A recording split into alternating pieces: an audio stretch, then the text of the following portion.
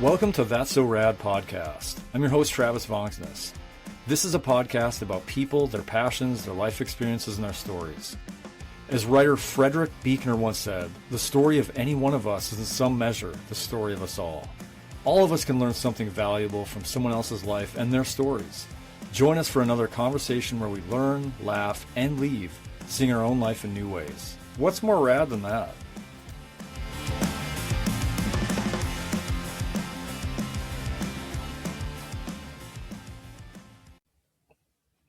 Hey, welcome to another episode of That's So Rad podcast. I'm your host, Travis, joined by my son, Asher. Asher, it's great to have you on the podcast today, bud. It's great to be on. Well, I'm going to tell a little bit more about Asher and just kind of some recent cool stuff with him and his life. But what else would you like to say about yourself, just for people that don't know who you are? So my name is Asher. I'm 16 years old, going into my junior year. I play football for Broome, and I'm into a lot of sports, like even just watching. I like to design stuff and draw. I'm into shoes. Big into shoes. Thrifting. Big into shoes. Traveling. Yeah. Asher, you have so many hobbies, interests, like you said, the world, traveling, finding, discovering new things. Awesome. Yeah, I love the way you see the world. And we're going to talk definitely more about some of your interests and some of what makes you you. But I do want to start off with the really powerful moment for Father's Day for last week. So this is a week out that we're recording this at the time, but last week was Father's Day. And I lost my dad about 4 years ago, and I've kind of noticed, like, on some Father's Days and things, maybe there's kind of some mixed emotions I'm not even aware of. Maybe even if I hadn't been thinking about dad a lot, just that day, you can't help but not, feel the loss of your own dad, and he's gone, and those memories. But then also that day, I think I just was, I don't know, kind of down on myself recently for, I don't know, not feeling like I've been a great dad or as present as I could be lately. And, we've got kids going off to college. You kind of start to, I don't know, it's easy for me to start to go, man, I just didn't do enough. We didn't, I've got one of my sons loves mountain biking, and I've just been like, he's about to go off to college. We barely mountain bike this last year.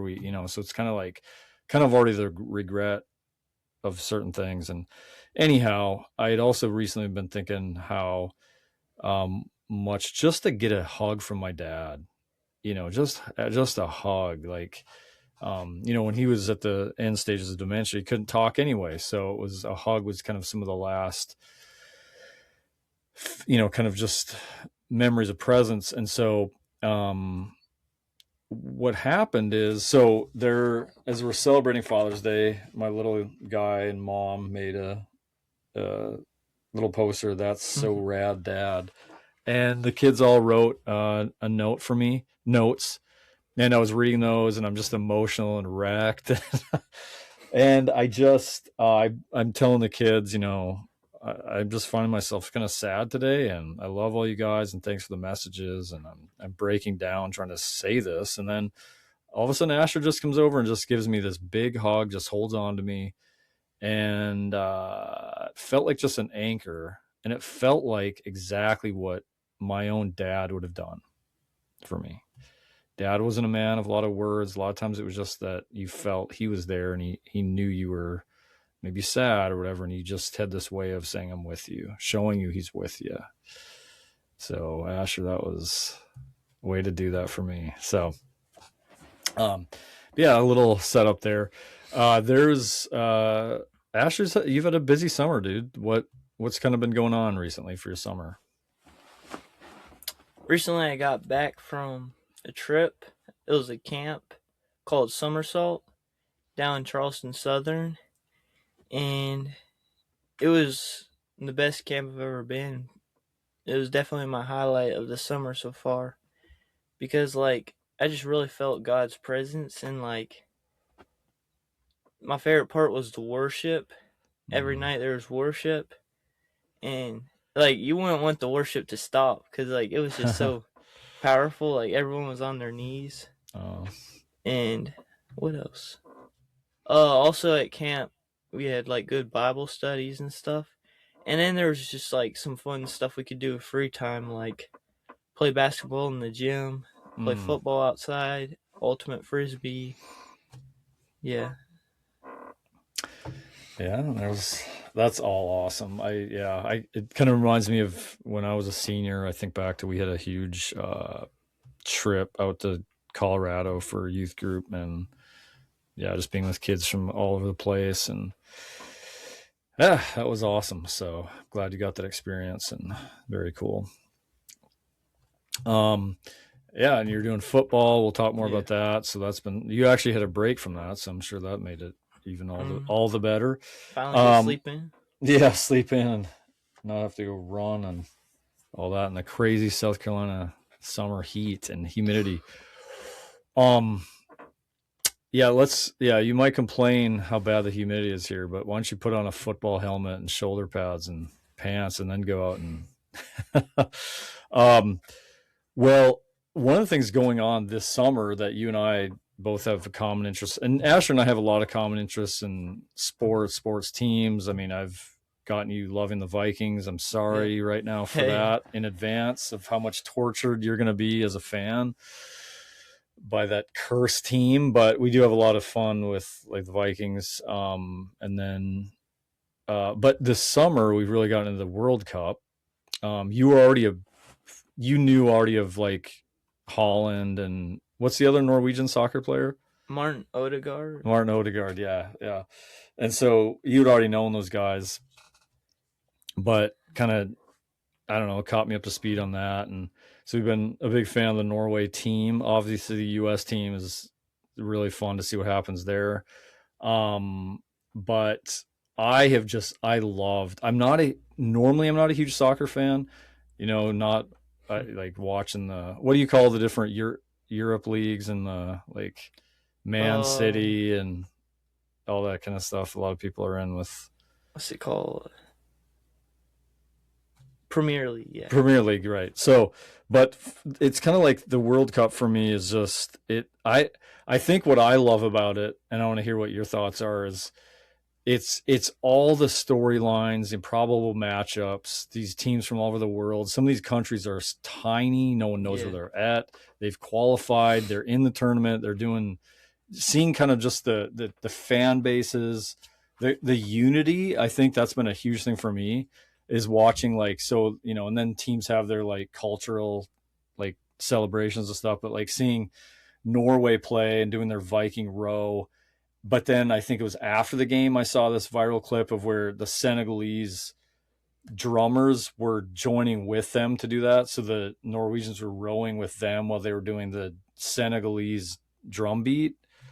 Oh. Yeah, stuff like that. What have you loved about the World Cup? I don't know. Something about to me just like countries facing off against each other, like Yeah, and coming out on top. Something about the yeah, excitement, like faraway countries. Just I don't know. yeah. And you know, I don't know. Just like yes, I'm going for Norway and U.S. probably the most, but I don't know how far it'll make it. We'll see. Yeah. Yeah. Well, as of the time of this recording, I think Canada already knocked out South Africa, didn't they, in the knockout? So they're in the Yeah. 16 already. So Yeah. if I mean, Canada set the bar here for the U.S., I mean, and boy, would they love to see the U.S. lose to Bosnia. So um, I think, too, you know, and there's so many funny storylines around like as social media. So you're seeing like all the Europeans discovering Americans consumerism, going to Buc-ee's and getting what did you say about like the size of our 2 liters? Well, I was It, watching a video and like the British, they're just so surprised about how big like sodas are and stuff. They started calling like a 2 liter ball the bucket or something. It the was bucket. And like, yeah, just seeing all the, eating barbecue, traveling the country, seeing like going to Cabela's or, these crazy places where you can buy guns and just what it is for like Europeans to see Gain America. so much weight. Yeah. Um, the other thing that I saw recently that is hilarious to me is uh, so some of the signs. Now, a couple of went viral recently are both in the country of Jordan, which I learned is not a very old country in the Hmm. Middle East, but there, who would have thought, this is about as random as it gets, is that Michael Jordan, MJ, caught a stray from the country of Jordan. There was a guy that had a sign that said, "Sorry, Michael, we were Jordan first." Dang, Um, that's crazy. and then someone in the comments said, "Yeah, but your country couldn't have stopped the '96 Bulls. The entire country couldn't have." And then another Jordan guy had a sign that said, "We sold our camel to be here." Thought that was pretty funny. But then again in the comments, someone said, "Okay, but the best all time World Cup sign took place in 1982, Scotland versus the Soviet Union, and the Scots had a sign that said alcoholism versus communism," which still That's stands crazy. true as we know that Scotland drank Boston out of its beer. So, Oh yeah. anyway, any other comments on the World Cup as we I don't go off know. on a random rabbit trail there? Yeah. But I'm with you though. It's super fun to see like all of these countries can face one another, and again like Cape Verde is one of my new favorite team. Like this island off of the coast of Africa, no one even knows where it's from. You said it's the 500,000 people there or something. Yeah. So, but once you get in at this point, I mean, they're playing Argentina. Like you just don't know. I mean, anyone you're so it just, but yeah, just the culture, the celebrations, the unity, uh, yeah, it's been a I lot of fun. I think it's also like since it's like every 4 years, so Yeah, like you know, yeah. Yeah, there's yeah, because it's not always there. That's just like yeah, with the Olympics, summer and winter too, where it's just like it's rare enough to kind of like pique everybody's interest. Here it is again, and then it goes away, and so yeah, there's something cool to that. Well, kind of segueing into other interests and stuff like that. You've already talked a little bit about this, but you've got a lot of cool hobbies and interests. Talk a little bit about like what you're kind of into or some of your hobbies.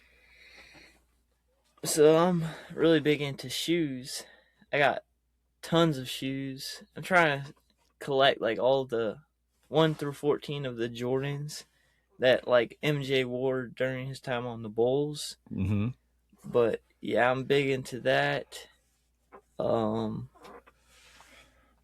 yeah, I don't know. It's just something about shoes to me. It's just you can like display them. There's like history in them, and you can just like wear them. Yeah. I don't know. Yeah. Um, That's true. Like there it's a form of art that and it's you're right because it's like a mix of like design art but you can wear it. It's fashion. With sports it's performance. It's so like we've watched and you've watched lots of like shoe videos and like the kind of the like we've watched the Tinker Hatfield Nike stuff, like the designing behind the Jordans and yeah. love that. Hmm. That's very cool. And you'll sketch up like pairs of stuff and Oh yeah. yeah. And you've got me back on the shoe kick here some. I used to back in the day sell a lot of part of my hustle was out of college was actually selling used shoes on eBay that I get at thrift stores and you could really flip crazy deals like stuff. Like you might buy Yeah. like I yeah, I remember one time and it was like sometimes you find Jordans and things, but like a lot of Nikes are always been collectible. So like I might find a pair for like eight, 6, 7, $8 that were maybe 80s, 90s collectors and put it on eBay. And I mean, I had a pair sold to France for like $450 one time. So, Dang. and Jordans are still worth a lot. So, in this show and tell phase, you brought some shoes here to share. What do we got up first? First, I just honestly like this shoe just because you know you gotta represent your sports teams. Mm-hmm. So Timberwolves fan, so had Yep. to get some AE1s ant Nice. shoe, which in a Timberwolves color because you know Yeah. Love it. That's a good shoe. these are one of my favorite Jordans. I have Jordan The 12s, 12. cool gray colorway.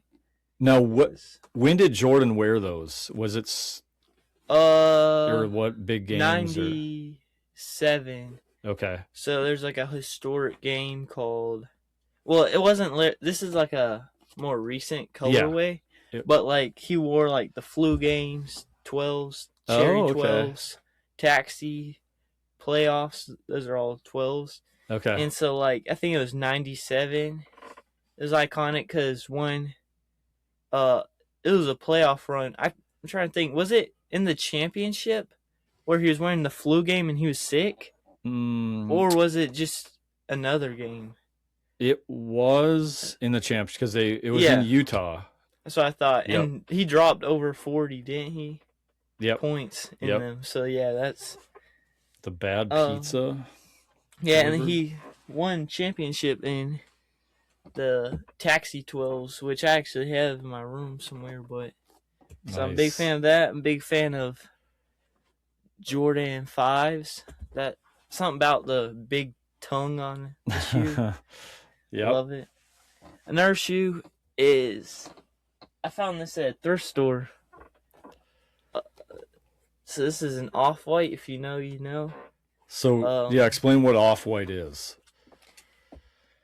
It's kind of like it's like a designer brand Okay. that like it's kind of hard because this is so Off-White does collabs with like Nike and stuff. Like Uh-huh. they've done like Air Force Ones collabs, Jordans.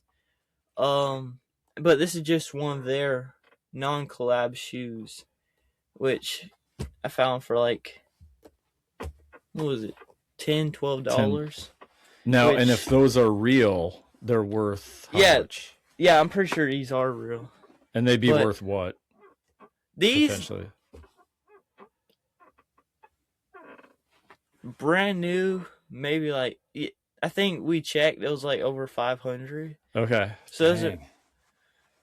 You remember though at the so we had went to a thrift store Mm-hmm. and we found some off-white Chicago Jordan 1s. And that day we were just researching a lot because you know if those are real, man, you could sell those for like Well, so yeah, so nearly Asher has this 2,000. eye for these off whites. So he finds these Air Jordan 1 collabs, the red and black, white iconic Jordan that, and then the off white has their own like additions to it where they've added on little cool design things. But we were looking and I was like, okay, if these are real, we were looking on eBay, like these can go up to like $3,000. So it's like, but they were for sale at the thrift store for like 160. Yeah, And like so we were kind of like it was so on the line because it's like you really needed a third party, and there are apps and there are ways to kind of verify that, I guess.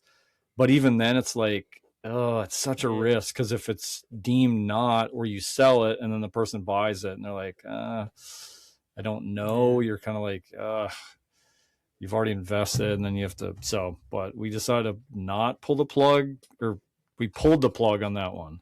I yeah, was like, dude, because I was like, that could be half your car, yeah. your used car coming up payment.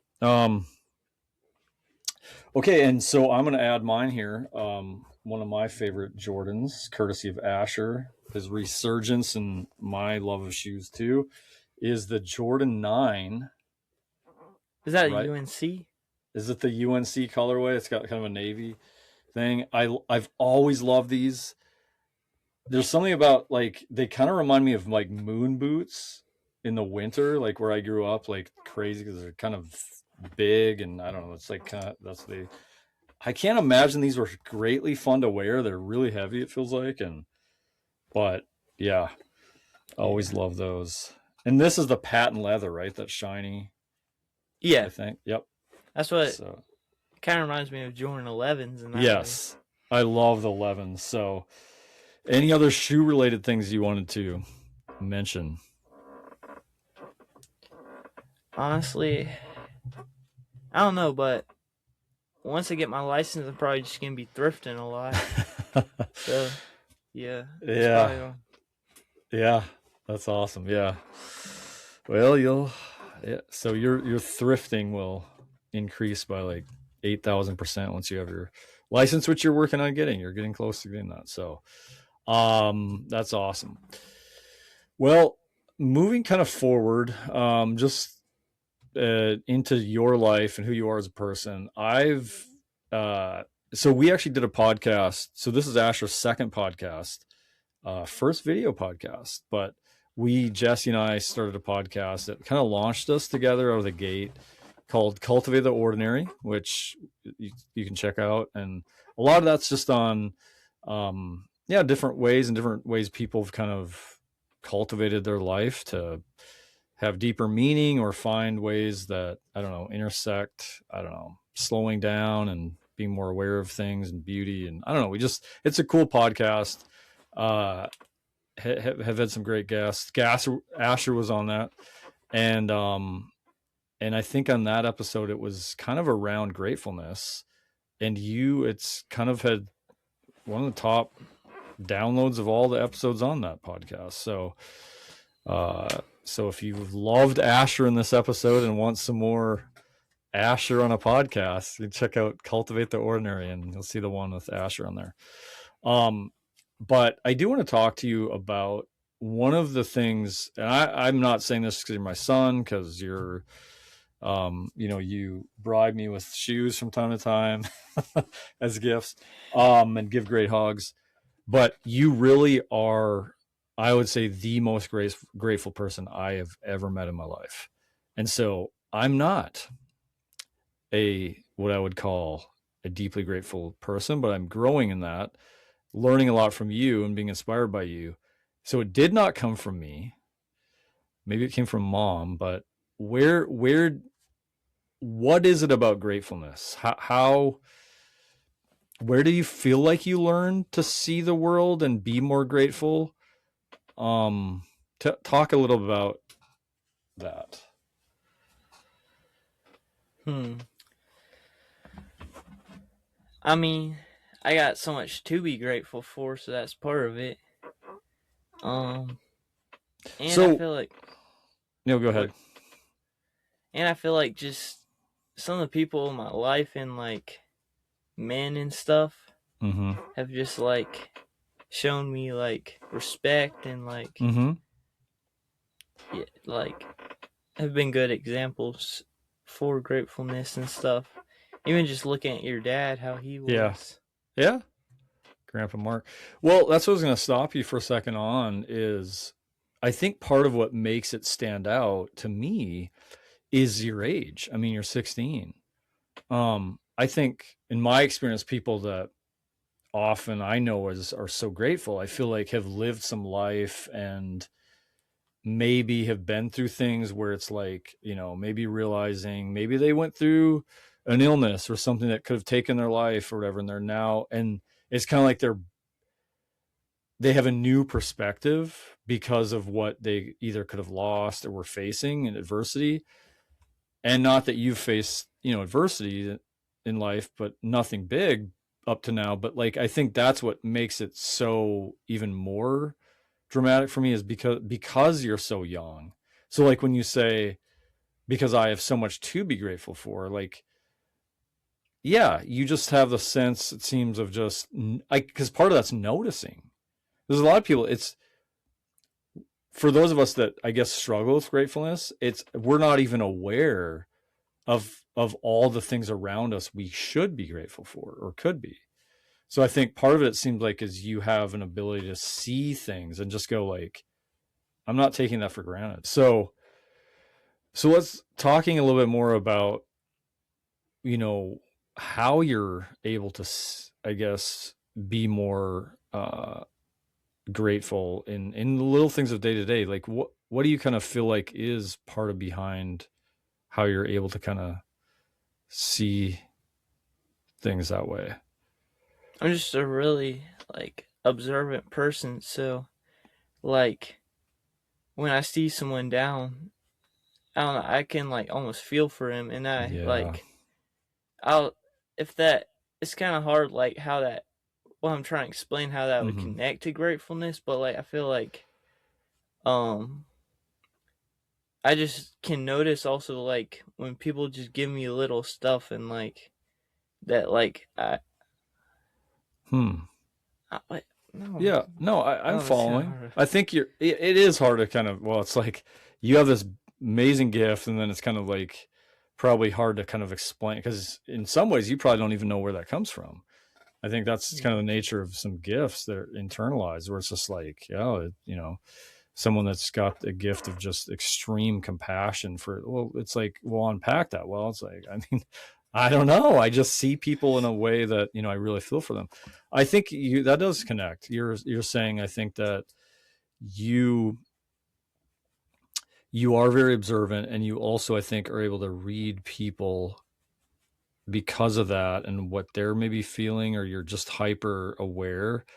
And so maybe just that hyper awareness of just everything in life. That's what makes you see the world like you want to travel, you're excited about things, you're excited about shoe design, you're excited about details because you see, I think, things almost up closer, and maybe in a more slowed down way at times, because I feel like you are someone I feel like is a like chill, you're kind of more very laid back. You're not constantly just doing and constantly, because some people miss everything. It's like they're just moving so fast, next thing, next thing, next thing. And I feel like that's totally not you. It's almost like you yeah. let the world come to you. Yeah. So, well, that was good hearing you kind of talk about that a little bit. What are you most proud of in your life today, right now? Um,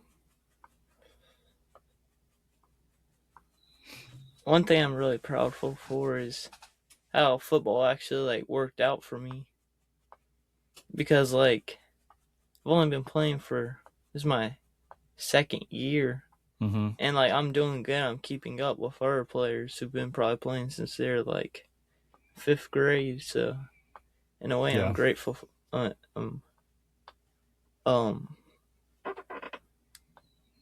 yeah, I'm proud of that.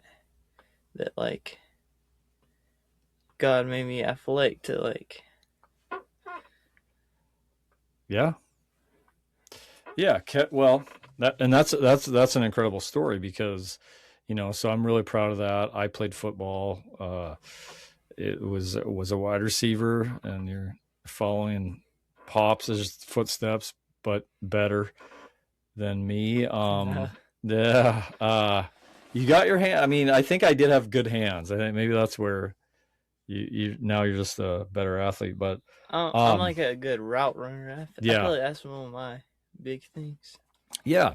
But I think what makes your story with football, and I heard you insert grateful, which is the right way to see it too, is that you, just for perspective here. So Asher has been homeschooled, has not been to public school for a long time, and then you were doing public online school, but essentially, yeah, you homeschooled all the way up into high school now here, and you go out for football last year.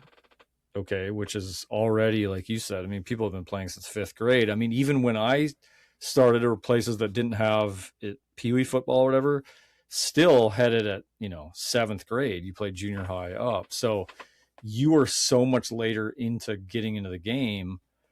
And then we all know how it is with coaches, and they see kids and they've already started to sort out who's, favorites and all that kind of stuff. But so you're so far behind on the development side being in there. You're not at the public school. So for you to go out last year, extremely courageous. That was amazingly brave on your part. You actually get a good amount of playing time, JV, which this is a big high school. Make a touchdown. Um, I mean, there was games you started. Um, Amazing, and that speaks also to the coaching staff as well, and that they can, for someone Yeah. that doesn't even go to the school and is homeschooled, that they can still have the opportunity, which is amazing. And here you are now, a junior on varsity. So, yeah. I still remember being like um I don't know what age I will have been, probably like seventh grade or something, Mm-hmm. like thinking about how cool it was to play football, because I still like watch football some and stuff, Mm-hmm. and knowing like you played it, it was like cool and all. But then I remember just being, but I was like too scared, like just thinking about like getting hit, all of Yeah. that, and just the side of like, yeah, there's not even like teams for like homeschoolers, and Right. like just like Yep. didn't think I'd fit in. Yeah, and you've really been received well by your teammates. It sounds like you have a pretty tight team, and it's generally been a great experience. So, but what I love about you with it too is you have that kind of lunch pail, just get to work mentality of like, I mean, you won wide receiver of the, or was it receiver of the year in JV last year? Just the work ethic. You're not out there running your mouth. I mean, I think people are drawn to you. You're a sort of a quiet, like, just, I'm here to like Mm-hmm. block. I'm here to catch the ball. I'm here to help us win, and I'm not going to be cocky about it. Yeah, and I And that mean, stands out. just because you're not getting the football doesn't mean like football isn't fun. I still enjoy like blocking, and that was part Mm-hmm. of it. Like some players, like they just like walk off the line. Yeah, and I'm sure that's what helped you get more playing time last year. It's just like you're out there. You don't. You're giving 100% whether you're getting the ball or not, and that's a great receiver can block too. That's awesome. So we'll stay tuned for Asher's big junior year at Broome High School coming up this year. Um, we're getting down to the last end of this podcast. Where do you find inspiration and spark for your life? What helps keep you motivated and inspired?